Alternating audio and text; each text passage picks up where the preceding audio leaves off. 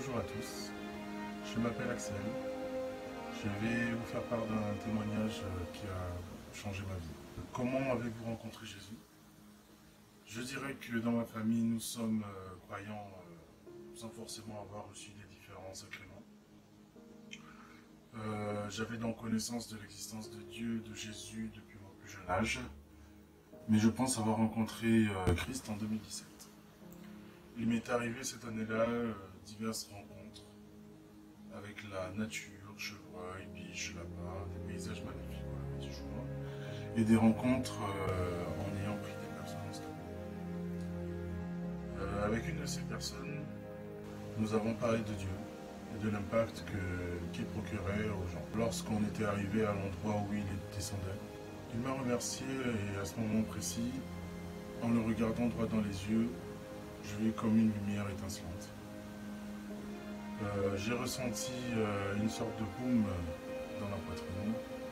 Et après cela, je me suis demandé à quoi c'était dû et surtout pourquoi à ce moment-là. J'ai donc décidé après ça de me faire baptiser, donc de suivre le chemin vers le baptême et donc devenir un catéchumène. Comment vivez-vous la foi au quotidien? Il est vrai que je ne suis pas le plus assidu, mais ma foi réside dans la confiance que j'ai envers le Seigneur et l'Évangile.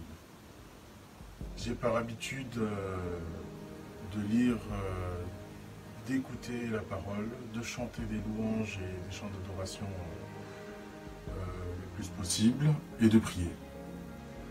Je vais à l'église quand cela est possible afin de partager cet amour avec tous les frères en Christ.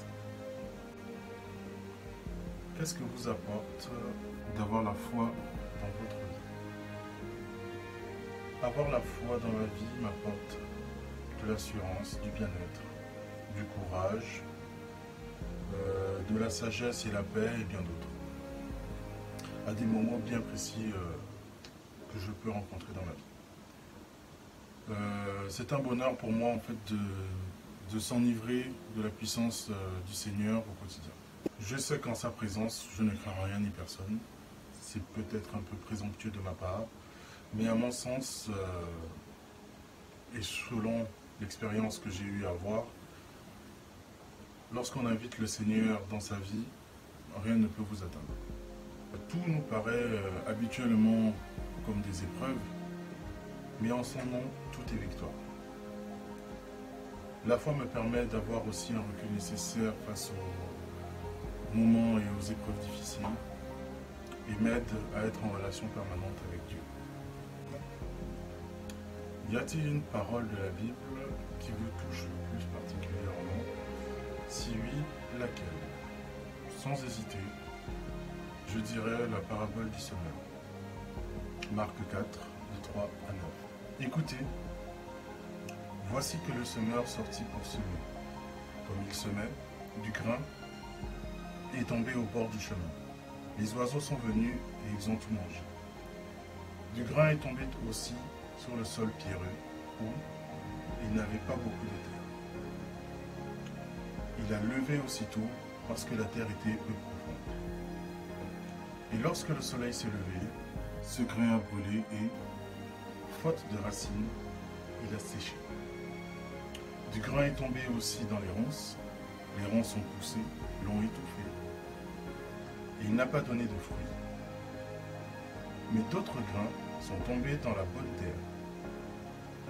Ils ont donné du fruit en poussant et en se développant, et ils ont produit 30, 60, 100 par an. Et Jésus disait, celui qui a des oreilles pour entendre, qu'il entende. En tenant compte de l'explication de Jésus à ses disciples, le semeur sème la parole, les oiseaux, c'est Satan qui enlève la parole se met en chacun de nous. Les endroits pierreux, sans racines, ce sont les endroits où l'on trébuche quand vient la détresse et la persécution. Les ronces, des endroits où les soucis du monde, la séduction de la richesse et toutes les autres convoitises qui étouffent la parole. La bonne terre, c'est ceux qui entendent la parole, qui l'accueillent et qui portent du fruit, 30, 60, 100 pour un. Je pense savoir approximativement où je me trouve et j'aspire de tout mon cœur à devenir de la bonne terre. Et vous, savez-vous où vous vous situez dans cette parabole? Posez-vous la question et répondez-y. C'était Axel pour Accapage.